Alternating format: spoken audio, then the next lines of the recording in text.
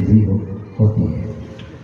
स्नेह कीजिए और ध्यान से सुनिए, पिता का दायित्व को निभाइए, लेकिन दायित्व निभाते हुए स्नेह करते हुए बेटा से कहिए, चाहे माँ यहाँ बहुत बैठी हैं और हमारे बुजुर्ग सज्जन लोग बहुत बैठे हैं, तो जब स्नेह कीजिए और अपना दायित्व का निर्वहन कीजिए, अपने मन में भी कहिए, मन में भी कहिए, मन से भी कहिए और अपने पुत्र से भी कहिए कि हम तो तुम्हारे जन्मदाता जन्मदात्री, माँ अवश्य हैं, पिता अवश्य हैं जन्मदाता, लेकिन तेरा पिता परमात्मा स्वरूप संत सद्गुरु है और उन पर अवश्य अपना भरोसा रखना, तब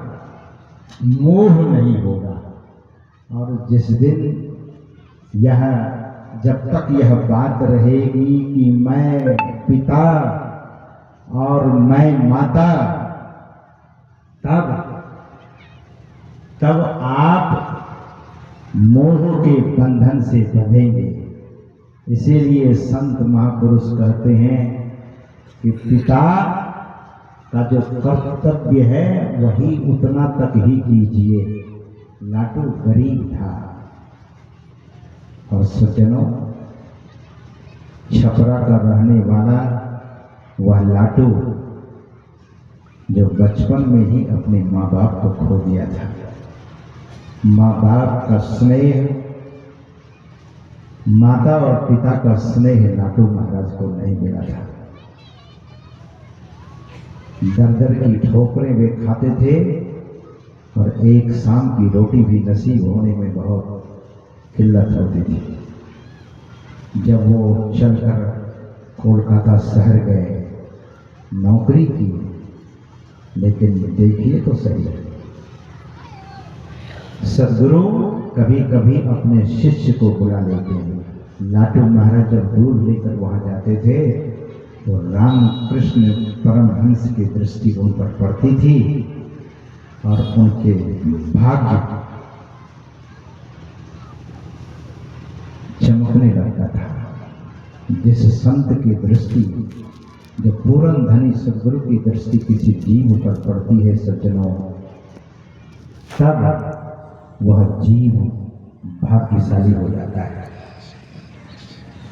और एक दिन जब वो दूध लेकर के आ रहे थे सेठ के घर से, और सेठ लोग कहीं जा रहे थे, तो सेठ ने अपनी पत्नी से कहा कि लाटू तो जा रहा है दादा रामकृष्ण परमहंस के पास। वहाँ दादा बोलते हैं, तो परंपरा है बोलने की।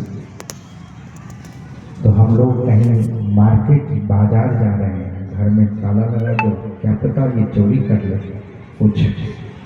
लाटू के कान में ये जो शब्द गया तो लाटू की आंखों में आंसू आया और कहा कि अब तक तो घर में एक तिनके की भी चोरी मैंने नहीं की है और चोरी करने की मेरी कोई ऐसी नियत नहीं है। लेकिन ध्यान से सुनिए सेठ जी, आपकी सेवा हमने बहुत की, मैं गरीब अवश्य हूँ, हम गरीब बाटे, क्योंकि छपरा के थे ना, भोजपुरी में बोले कि हम गरीब बाटे, लेकिन सेठ